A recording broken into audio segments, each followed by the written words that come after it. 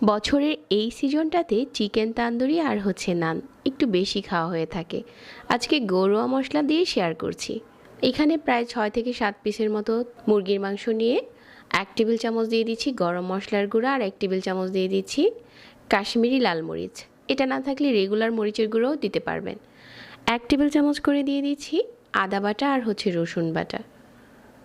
স্বাদ মতো লবণ দিয়ে দিচ্ছি। এই মশলাটা দিয়ে প্রথমে হচ্ছে আমরা চিকেনটা ম্যারিনেট করে নেব। আপনি চাইলে চিকেনের পিসগুলো আরও একটু বড়ও রাখতে পারেন, তবে আমি রেগুলার কাট করে কেটে নিয়েছি। এই মশলাটা ভালো করে চিকেনের গায়ে লাগিয়ে নিচ্ছি। তারপর এটা আমি রেস্টে দিয়ে দিচ্ছি 2 থেকে 3 ঘন্টার জন্য। তবে হাতে যদি সময় বেশি থাকে আপনারা এটা 5 থেকে 6 ঘন্টার জন্য ম্যারিনেট করতে পারবেন। আর এখানে নিয়ে নিচ্ছি 2 টেবিল চামচ টক দই, আর সাথে দিয়ে দিচ্ছি বারবিকিউ সস, সয়া সস আর হচ্ছে ওয়েস্টার সস। আপনি শুধু বারবিকিউ সস দিয়েও এই তান্দুরিটা বানাতে পারবেন। সাথে দিয়ে দিচ্ছি টমেটো সস। দইয়ের সাথে সসগুলো খুব ভালো করে মিশিয়ে নিচ্ছি।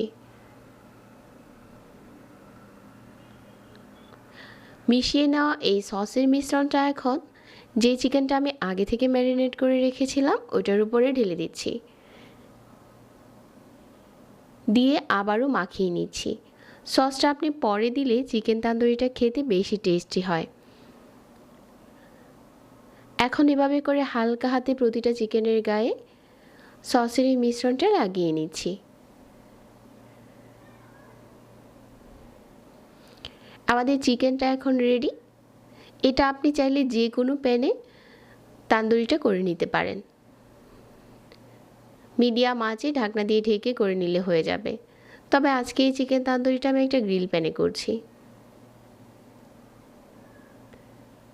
প্যানটা আগে থেকে গরম করে নিয়েছি আর এখানে দিয়েছি 1 টেবিল চামচ তেল। এখন এভাবে করে প্রতিটা চিকেনের টুকরো দিয়ে দিলাম। চিকেনের টুকরোগুলো দেওয়ার পর চুলার আঁচ একদম কমিয়ে দিতে হবে। আর আপনি একসাথে 5 থেকে 6টার মতো একই সাথে কুক করতে পারবেন।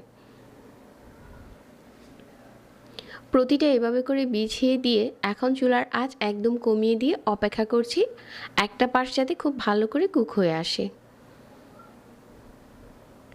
একটা পাশ যখন এরকম কুক হয়ে গেছে এখন এগুলো আমরা উল্টে দিচ্ছি। চুলার আঁচ বাড়িয়ে দিলেও খুব তাড়াতাড়ি উপরটাতে কালার চলে আসবে আর ভিতর থেকে কুক হবে না। আর এই চিকেনটা যত বেশি ম্যারিনেট করে রাখবেন তত খেতে টেস্টি হবে।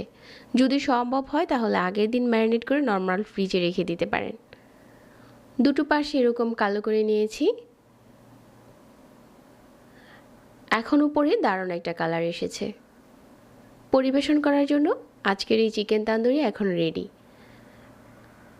আপনি চাইলে এটা গ্রিন সসের সাথে পরিবেশন করতে পারেন। খুব তাড়াতাড়ি আমি একটা গ্রিন সসের রেসিপি দিয়ে দেব।